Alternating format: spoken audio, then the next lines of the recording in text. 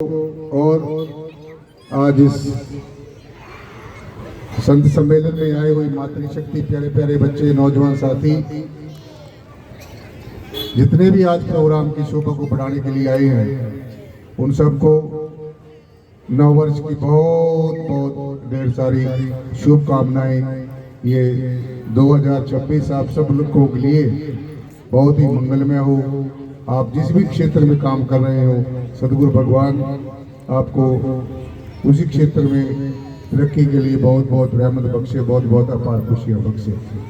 आइए शासक जी, आज के इस महान पर्व के उपलक्ष्य में हमारे बहुत ही परमादरणीय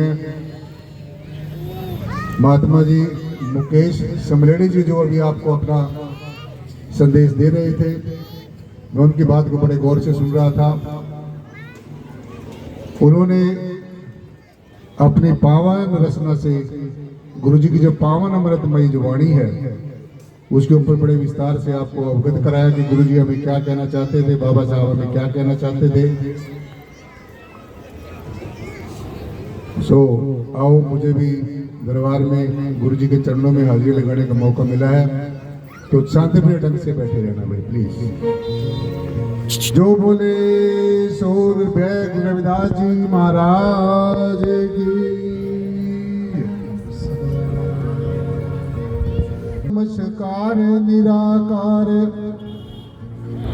श्री सतगुरु चरण ओत प्रोत परवेश, एक अनेक विस्तार रब नमस्कार। बूटा चरण घट घट में परवेश, धन धन मेरे सदगुरु प्रियतम सदगुरु मेहताब। बार बार करूं वंदना नमस्कार हर बार। आप न आते जगत में जल मरता संसार। जग तारण को आ गए मेरे पूर्ण गुरु मेहता। पराधीनता पाप है जान लो रे मीत। रविदास दास पराधीन को कौन करे है प्रीत। रविदास दास पराधीन को कौन करे है प्रीत।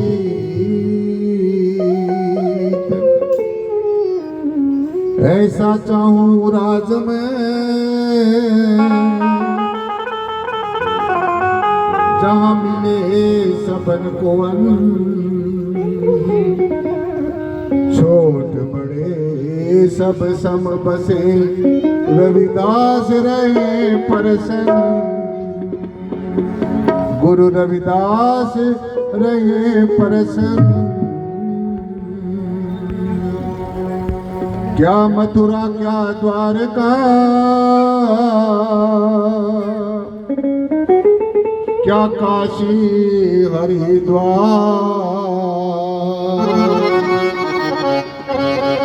रविदास खोजे दिल अपना, दिल मही मिले दिलदार। दिल मही मिले दिलदार।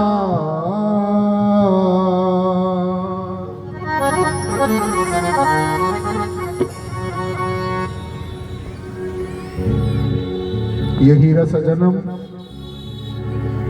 ये परमेश्वर का परब्रह्म निर्गुणाकार सर्वाधार विश्वाधार परमात्मा का दिया गया बेशकीमती उपहार। ये सबसे बड़ी अमोलक दात जो हमें 84 लाख जन्मों के बाद शासन जी नसीब होती है। आज मुझे इस बात का सबसे ज्यादा खुशी है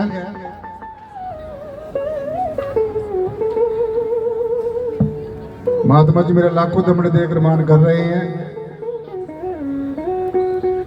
तो खुशी की बात यह है कि यहाँ की जो प्रबंधक कमेटी है, जो न्यू अम्बेडकर सभा है और गुरु रविदास सभा और भी इस गांव दुलकोट के जो श्रद्धालु हैं, आज अपना जो 2026 जो शुरू हुआ है, इसकी जो शुरुआत है परम पूजनीय सदगुरु रविदास जी महाराज की पावन पवित्र अमृतमयी वाणी से शुरू कर रहे हैं। आज आप देख रहे हैं कि आज के इस भौतिकवाद में, इस पदार्थवाद में तरह तरह का जश्न मनाकर, तरह तरह का अटपटा खान पान करके सारी अम्बेडकर सभा के जो महापुरुष हैं, शासक जी मेरे लाखों दमड़े देकर मान कर रहे हैं। तो सदगुरु भगवान सबके ऊपर अपनी अपार रहमत ऐसे ही बख्शिश करता रहे। सो लोग तरह तरह का अनवांटेड कार्य करके, अनवांटेड खान पान करके साल की जो शुरुआत है वो करते हैं, परंतु धन्य हो इस दुलकोट गांव के जो संत महापुरुष है, मातृशक्ति है, प्यारे प्यारे बच्चे जो आज नई नई पोशाकें पहनकर इस प्रोग्राम की शोभा को बढ़ाने के लिए यहाँ पर आए हैं। तो बड़े हर्ष का विषय है कि जो इंसान किसी भी कार्य को सदगुरु भगवान को स्मरण करके, याद करके, उनकी पावन अमृतमयी वाणी को याद करके, उनके पावन पद चिन्हों पर चलकर शुरुआत करता है, तो निश्चय ही उसका लौकिक जन्म और अलौकिक जीवन जो है वो दोनों सपने हो जाया करते हैं। तो सत्संग की जो महिमा है वो बहुत बड़ी महिमा है।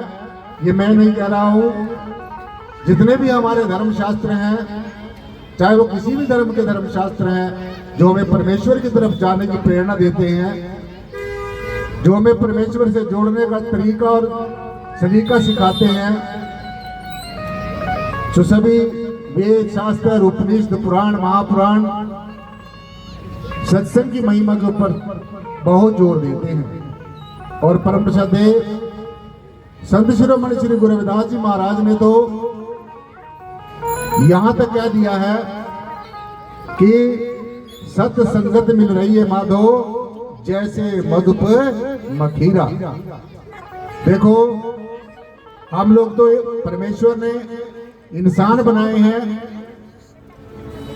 आप और हम परमेश्वर की ज्येष्ठ संतान हैं, श्रेष्ठ संतान हैं,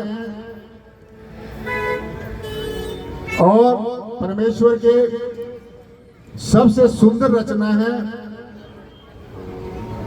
तो गुरु जी ने छोटी छोटी मधुमक्खियों के ऊपर एक उदाहरण दिया कि जैसे मधुमक्खियां इकट्ठी होकर रहती हैं, और विशेषकर जो उनकी रानी मक्खी होती है, जो उनकी हेड होती है, देख रेख में उसके आदेशानुसार, निर्देशानुसार अपना जीवन यापन करती हैं।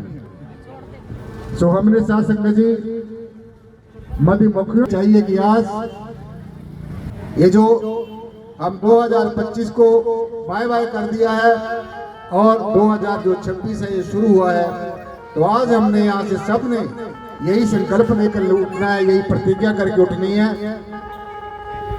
कि हमने 2025 में जो जाने अनजाने में हमारे से भूलें हुई, कुछ गुस्ताखियां हुई,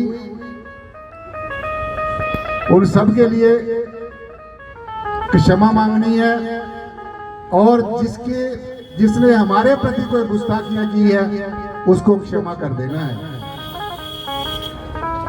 क्षमा कर देना और क्षमा मांग लेना, ये संतों ही संतों का नहीं, सभी को एक बहुत ही महत्वपूर्ण गहना दिया है परमेश्वर ने। भगवान जी ने कहा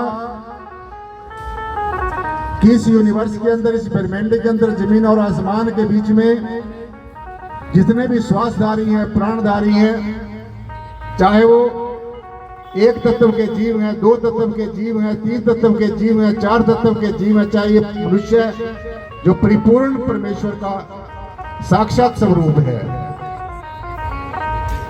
सो अनेकों जाने अनजाने में गुस्ताखियां होती हैं। सो भगवान जी ने कहा कि तुम परमेश्वर के आगे, इस परब्रह्म निर्गुणाकार सर्वाधार विश्वाधार परम तत्व के आगे आर्त भाव से मेरे लिए माफी मांगो, क्षमा मांगो, मेरे गुनाहों को माफ कर दिया जाएगा। और मैं सदगुरु भगवान के पावन श्री चरणों में यही अरदास करूंगा, इस परमेश्वर के आगे जो कण कण के अंदर रसा हुआ और बसा हुआ है, कि ये आपको क्षमा कर दे। तो इसलिए हम सब ने एक दूसरे को क्षमा कर देना है और एक दूसरे से क्षमा मांग लेनी है। निश्चय ही हमारा जो 2026 है, ये जो आज जिसमें हमने प्रवेश किया है, ये मंगलमय होगा, सार्थक सिद्ध होगा।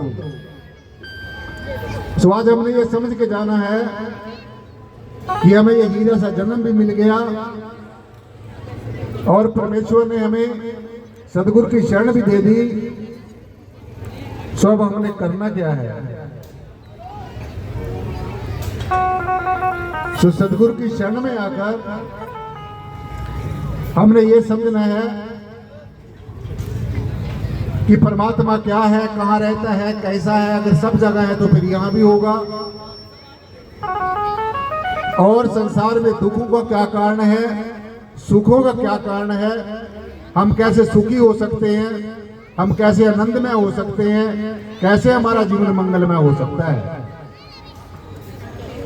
सो संसार की अनावश्यक इच्छाएं, संसार की तृष्णाएं, संसार की वासनाएं और जो अंधभक्ति है, जो इंसान अंधा होकर कर रहा है। भक्ति करनी चाहिए लेकिन अंधभक्ति नहीं करनी चाहिए। विश्वास करना चाहिए लेकिन अंधविश्वास नहीं करना चाहिए। तो संसार में दुखों का कारण यही है, अज्ञानता है, नासमझी है, इग्नोरेंस है। और अपने जीवन को सुखमय बनाने के लिए, आनंदमय बनाने के लिए, ज्ञानमय बनाने के लिए, निराकारमय करने के लिए, जीते जी मोक्ष और मुक्ति का अधिकारी बनने के लिए परमेश्वर की बंदगी, खुदा की इबादत, सच को समझना, समझकर उसके ऊपर अनुसरण करना, अनुसरण करते हुए अनुभव करना और समझ के ही हमारा जो है कल्याण हो सकता है। गुरुजी ने पावन वाणी में कहा है कि समझ समझ के मुक्ति पावे, काल फांस के बीच ना आवे। यानी कि ये जो अध्यात्म है, ये जो गुरमत लाइन है, ये कोई करने धरने का मार्ग नहीं है, ये ज्यादा कहने सुनने का मार्ग नहीं है। तो अब कहना नहीं है, 2026 में करना भी है, करनी है, परमेश्वर की महिमा करनी है, महिमा सुननी है।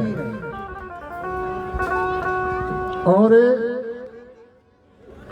संसार की जितनी भी सगे संबंधी हैं, दृश्यमान जगत का जो आंखों से दिख रहा है, ये जो दृश्य है, इनका आकर्षण और आसक्ति है, काम कंचन और कामनी का जो मोह है, सो यही हमारे दुखों का कारण है। इससे निजात पाने के लिए, इस सब से छुटकारा पाने के लिए सिर्फ और सिर्फ परमेश्वर का नाम सुमरण करना, परमेश्वर की बंदगी करनी, खुदा की इबादत करनी, तभी हमारा लौकिक जीवन सफल होगा, अलौकिक जीवन सफल होगा। हमारे जीवन की दशा बदलेगी और दिशा बदलेगी, हमारा बाहर का भी रूपांतरण होगा और अंदर का भी रूपांतरण होगा। इसलिए सभी वेदों, शास्त्रों, ग्रंथों, उपनिषदों का सार यही है कि संसार की ये जो भौतिक जगत है, जो पदार्थवाद है, स्वार्थवाद है, इस संसार की जितनी भी बनावट है, दिखावट है और सजावट है, ये हमेशा रहने वाली नहीं है। इसलिए अपने आप को जानो, अपने आप को आत्मा जानो, अपने स्वयं को जानो, स्वयं के द्वारा, स्वयं के अंदर, स्वयं को जानकर स्वयं के अंदर ही प्रतिष्ठित हो जाना है, स्वयं में ही ठहर जाना है। और जो अपने अंतर में हर समय ये विचारों की जो उथल पुथल हो रही है, जो ये विकारों की और विचारों की जो आवाजावी हो रही है, जो हर समय आगमन हो रहा है और जो ये विकारों के जो 5 अग्नियां शरीर में जल रही हैं, काम, क्रोध, लोभ, मोह, अहंकार की, ईर्ष्या की, द्वेष की, एक दूसरे को नीचा दिखाने की, अपने आप को श्रेष्ठ समझने की जो प्रवृत्ति है, सो इसको छुटकारा पाने के लिए हमने सदगुरु की शरण में आना है। सो गुरु जी ने संसार की क्या स्थिति है, संसार क्या है, और इसकी सब चीजें हमेशा रहने वाले नहीं है, इसलिए ये अस्थाई है, हमेशा रहने वाली नहीं है। और पावन वाणी में साध संगत जी ये बताया है कि जो संतों की वाणी है, संतों का जो सानिध्य है, संतों के जो वचन है, वो अमोघ वचन होते हैं, हमेशा रहने वाले होते हैं।